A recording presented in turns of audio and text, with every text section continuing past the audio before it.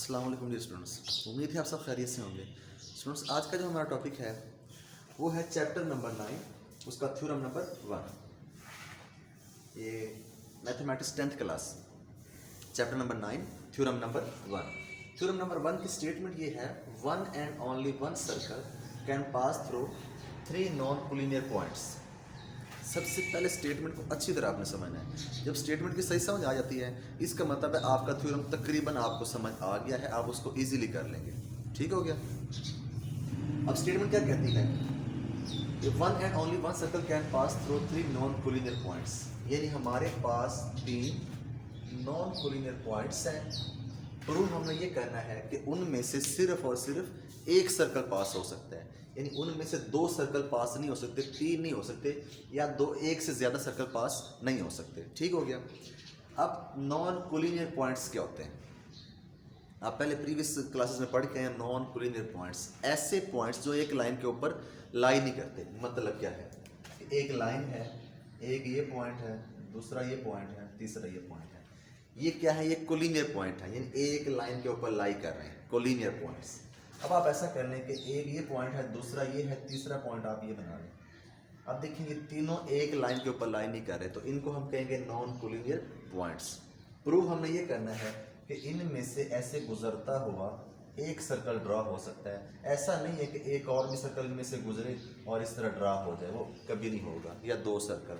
तो इनमें से गुजरता हुआ सिर्फ और सिर्फ एक ही सर्कल हो सकता है, ये हमने प्रूव करना है।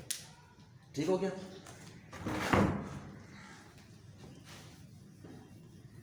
तो थ्योरम के लिए सबसे पहले स्टेटमेंट को समझना, उसके बाद हम क्या लिखते हैं, गिवन। गिवन के सामने आप इसकी डायग्राम बनाते हैं, उसके बाद हम लिखते हैं टू प्रूव, कंस्ट्रक्शन, लास्ट पे प्रूफ। जी, इसमें हम गिवन लिखते हैं। गिवन क्या चीज़ है इस थ्योरम में, हमें गिवन हमें यह है कि 3 नॉन कोलिनियर पॉइंट्स, ऐसा ही है ना कि 3 नॉन कोलिनियर पॉइंट्स, और तो कोई इसमें इंफॉर्मेशन नहीं मिल रही। तो गिवन में हम लिखेंगे A B and C are 3 non collinear points, non collinear points. उनको हमने नाम दे दिया ए बी सी का, कि ए बी सी 3 कोई से नॉन कोलिनियर पॉइंट्स हैं। इसके बाद हम लिखते हैं to prove.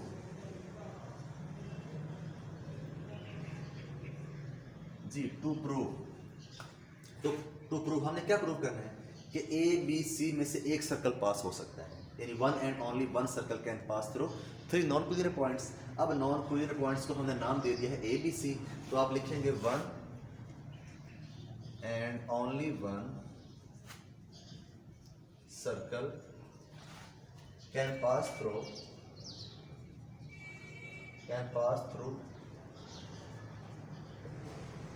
A B and C. अब आप 3 नॉन कोलिनियर पॉइंट्स की जगह पे उनके नाम लिख देंगे, ए बी एंड सी। ये हमने प्रूव करा। जैसा मैंने प्रीवियस लेक्चर में आपको बताया कि हर थ्योरम में या हर क्वेश्चन में कोई ना कोई एक पॉइंट होता है, वो बहुत इंपॉर्टेंट होता है, जिससे वो पूरा थ्योरम या पूरा क्वेश्चन सॉल्व होना होता है। अब इस थ्योरम में जो मेन चीज़ है वो आपकी कंस्ट्रक्शन है। अगर आपने कंस्ट्रक्शन सही तरह कर ली तो तकरीबन आपका थ्योरम आपका ईजिली सॉल्व हो जाएगा। तो गिवन के बाद, टू प्रूफ के बाद हम लिखते हैं कंस्ट्रक्शन।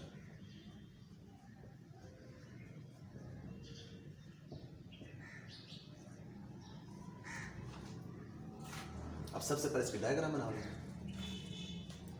तो डायग्राम इससे पहले बनानी थी, टू प्रूफ से पहले। चलो मैं यहाँ पे बना रहा हूँ। एक ये पॉइंट है,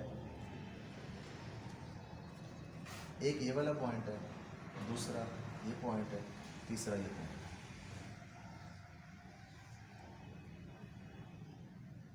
1 2 3, ये 3 पॉइंट है। इसको मैंने नाम दे दिया है ए का, बी का, सी। ठीक हो गया। कोई से 3 पॉइंट है,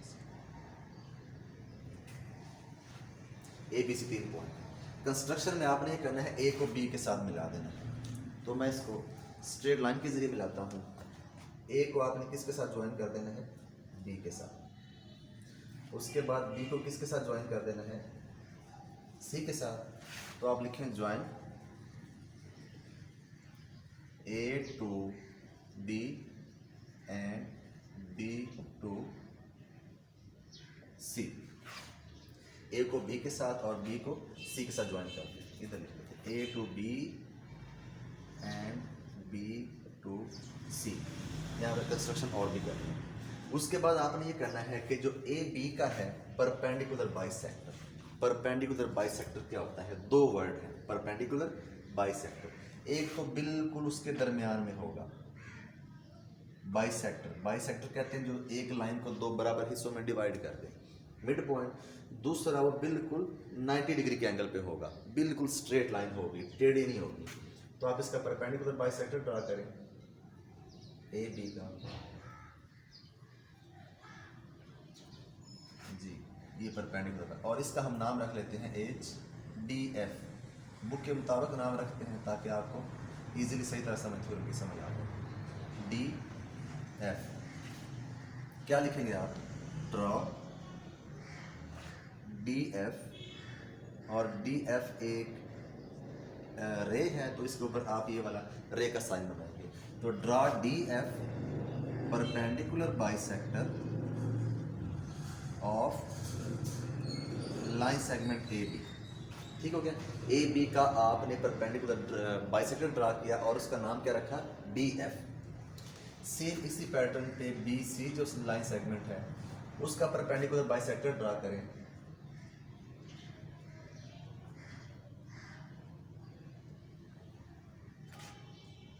और उसका नाम हम रख लेते हैं एच के। तो हम लिखेंगे ड्रा डी एच के, यहाँ पे एरो का साइन आएगा, perpendicular bisector of B C.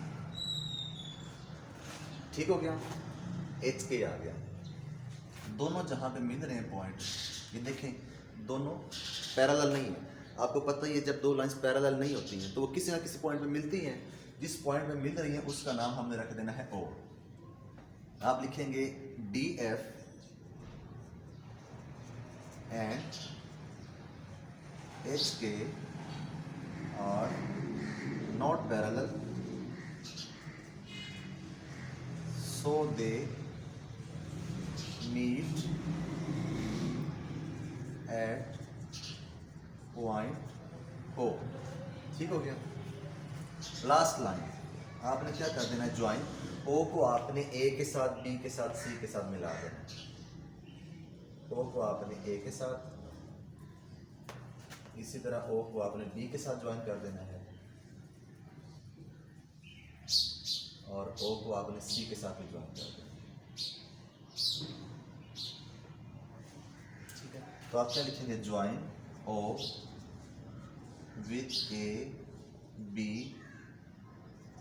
And C. जैसा कि मैंने आपको स्टार्ट में बताया कि सबसे मेन चीज़ जो है वो इसमें कंस्ट्रक्शन है इस थ्योरम में।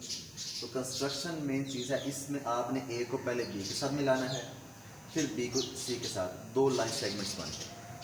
अब आपने ए बी का पहले परपेंडिकुलर बाइसेक्टर ड्रा करना है डी एफ, और बी सी का परपेंडिकुलर बाइसेक्टर ड्रा करना है एच के। दोनों जहाँ पे मिलते हैं उस पॉइंट का नाम ओ रखना है। ओ को ए के साथ, बी के साथ और सी के साथ ज्वाइन कर देना है। ठीक है, ये कंस्ट्रक्शन हो गई। तो statement given to prove construction. इसके बाद हमारा सबसे मेन 4 नंबर वाला पोर्शन आता है जिसके 4 नंबर होते हैं एग्जाम में। वो क्या होता है, प्रूफ। ठीक हो गया। प्रूफ में आपको पता है हम 2 चीज़ें लिखते हैं, बिल्कुल स्ट्रेट लाइन ड्रा करें। इधर हम लिखते होते हैं स्टेटमेंट्स और इधर हम लिखते हैं रीजंस। स्टेटमेंट्स में हम कुछ ना कुछ बताते हैं कि ये चीज़ इसके बराबर होगी, इधर हम बताते हैं क्यों बराबर होगी। ठीक हो गया। अब 9th क्लास का थ्योरम अगर आपको अच्छी तरह याद हो, इस डायग्राम को मैं थोड़ा सा आपको ना चेंज करके इधर बनाता हूँ। ये जो ए बी है, आप ए बी को ऐसे समझ लें, ये ए बी है और डी एफ जो है ये परपेंडिकुलर बाइसेक्टर है, ये डी है, ये पॉइंट एफ है। और डी एफ जो है वो परपेंडिकुलर बाइसेक्टर है, यानी राइट बाइसेक्टर है। 9th क्लास में लफ्ज़ यूज़ हुआ था राइट बाइसेक्टर, तो मैं कह रहा हूँ कि ये राइट बाइसेक्टर है। परपेंडिकुलर बाइसेक्टर और राइट बाइसेक्टर एक ही चीज़ है। तो उसमें हमने कहा था एनी पॉइंट, उसमें हमने पॉइंट यहाँ पे पी रखा था, any point on the right bisector of a line segment is equidistant from its and points, यानी राइट बाइसेक्टर के ऊपर कोई भी पॉइंट ले लें, पी ले लें, यहाँ पे पॉइंट आप ए ले लें, यहाँ पे आप पॉइंट ओ ले लें, जो मर्जी पॉइंट ले लें, वो हमेशा इसके एंड पॉइंट्स कौन से हैं ये बने, इससे क्या होगा, हमेशा इक्विडिस्टेंट होगा। कोई भी पॉइंट इसके ऊपर आप ले लें तो वो डिस्टेंस क्या होगा, उसका बराबर होगा। सेम इसी डायग्राम को देखें, ये ए बी है और ये डी एफ उसका परपेंडिकुलर बाइसेक्टर है, ओ इसके ऊपर एक पॉइंट है। तो हम क्या लिखेंगे, हम लिखेंगे O is equidistant from A and B. ठीक हो गया, यानी ओ जो है पॉइंट वो ए और बी से इक्विडिस्टेंट बराबर फासले पे होगा। रीज़न हम इसकी क्या देंगे, रीज़न हम ये देंगे कि जो डी एफ है ये परपेंडिकुलर है ए बी के ऊपर, जो परपेंडिकुलर बाइसेक्टर है,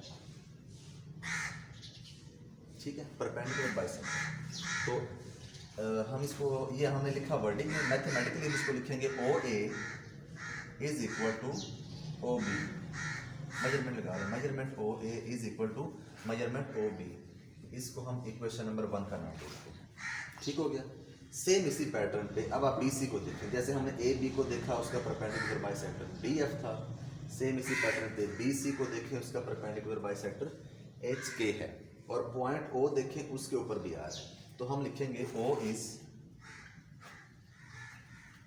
equidistant from D and C. Reason क्या देंगे कि जो एच के है ये परपेंडिकुलर बाइसेक्टर है ऑफ बी सी, तो परपेंडिकुलर बाइसेक्टर के ऊपर जो भी पॉइंट होगा वो इक्विडिस्टेंट होगा। तो हम क्या देते हैं कि O B measurement O B is equal to measurement O C. ये हमारी equation number 2, equation number 1, equation number 2। इसके ऊपर हर एक पॉइंट होगा, यहाँ पे पॉइंट आप ले लें, यहाँ पे पॉइंट ले लें, तो हर पॉइंट इक्विडिस्टेंट होगा। हमने पार्टिकुलर एक पॉइंट ले लिया ओ की हम बात करें, O A is equal to O B is equal to O C हो गया। अब आप देखें कोई एक और पॉइंट ले लें ओ के अलावा, ये तो हमने ओ देखा ना, बराबर आ गया। मैं ये वाला पॉइंट लेता हूँ, इसका नाम रख देता हूँ पी। लेकिन पी बराबर होगा ए से बी से, तो ये हम लिख सकते हैं, ये मैं आपके पास समझा रहा हूँ, इसका हिस्सा नहीं है, कि पी ए बराबर होगा पी बी। लेकिन जो पी है वो पी बी और सी से बराबर फासले पे नहीं होगा। ठीक है, पी का बी से फासला और सी से फासला ये कभी बराबर नहीं होगा। ठीक है, इसका मतलब है ओ के अलावा हमें कोई ऐसा पॉइंट नहीं मिल सकता, यानी ओ से नीचे ऊपर जिधर मर्जी चले जाए, कोई ऐसा पॉइंट और नहीं मिल सकता जो ओ से ए से बी से और सी से बराबर फासले पे हो। जैसे यहाँ पे नज़र आ रहा है आपको, ओ जो है ए से बी से और सी से बराबर फासले पे है, तो पी के अलावा ओ के अलावा कोई ऐसा दूसरा पॉइंट हमें नहीं मिल सकता। ये मेन पॉइंट है, क्योंकि हमने कहा ना one and only one circle, ये हम उसकी तरफ जा रहे हैं। ये तो प्रूव कर देंगे यहाँ से फ्रॉम 1 and 2 कि जो ओ ए है, measurement O A is equal to measurement O B is equal to measurement O C. और रीज़न क्या देंगे इधर, फ्रॉम 1 and 2। 1 और 2 का आपको नजर ही आ रहा है कि ओ ए ओ बी के बराबर है और ओ बी ओ सी के बराबर है, यानी पहला दूसरे के बराबर है, दूसरा तीसरे के बराबर होगा, तो पहला तीसरे के बराबर ही होगा। तो O A is equal to O B is equal to O C. इसका मतलब क्या है, इसका मतलब ये है कि ओ जो है ए से बी से सी से बराबर फासले पे है। ठीक हो गया। इसके अलावा आपने ये तो प्रूव कर दिया बराबर फासले पे हो गया, ये भी प्रूव करना है कि इसके अलावा कोई और पॉइंट नहीं है। ये लिखा हो ना 1 and only 1 सर्कल, ये तो प्रूव हो गया ना कि एक सर्कल पास हो जाएगा। अब आपने ये प्रूव करना है कि इसके अलावा कोई पॉइंट और नहीं है, तो वो आपने बता देना है कि ओ के अलावा देखें एच के और डी एफ का कॉमन पॉइंट क्या है, ओ के अलावा कोई और कॉमन पॉइंट इनका नहीं आएगा। इधर बढ़ा दें, इधर बढ़ा दें, जिधर मस्जिद को बढ़ा दें, इनका कोई और कॉमन पॉइंट आ ही नहीं सकता। तो इसका मतलब जो कॉमन पॉइंट है वो सिर्फ और सिर्फ ओ है, ओ के अलावा कोई कॉमन पॉइंट नहीं है। तो आप लिखेंगे there is no other point, there is no other point except O which is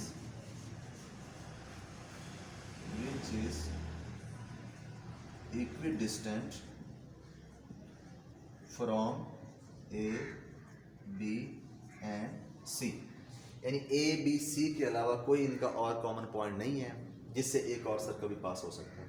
O A O B O सी के बराबर हो गया, इसका मतलब है ओ बी ओ सी को ओ सी से एक सर्कल पास किया जा सकता है, क्योंकि जो सर्कल के रेडियस होते हैं वो क्या होते हैं, बराबर होते हैं, आपको पता ही है।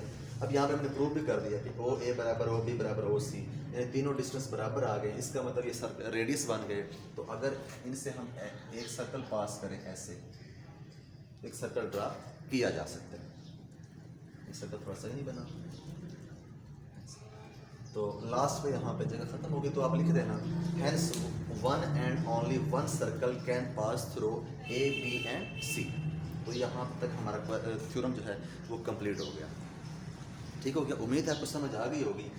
स्टेटमेंट को अच्छी तरह समझना है, उसके बाद आपने इसमें जो मेन चीज़ है वो कंस्ट्रक्शन है, कंस्ट्रक्शन को सही तरह आपने बताना है कि किस तरह हमने ज्वाइन किया, किस तरह परपेंडिकुलर बाइसेक्टर ड्रा किए, और यहाँ पे आपने बताना है कि ये इसके बराबर क्यों है। तो 9th क्लास में हमने थ्योरम किए हुए हैं, तो उम्मीद है आपको समझ आ गई होगी।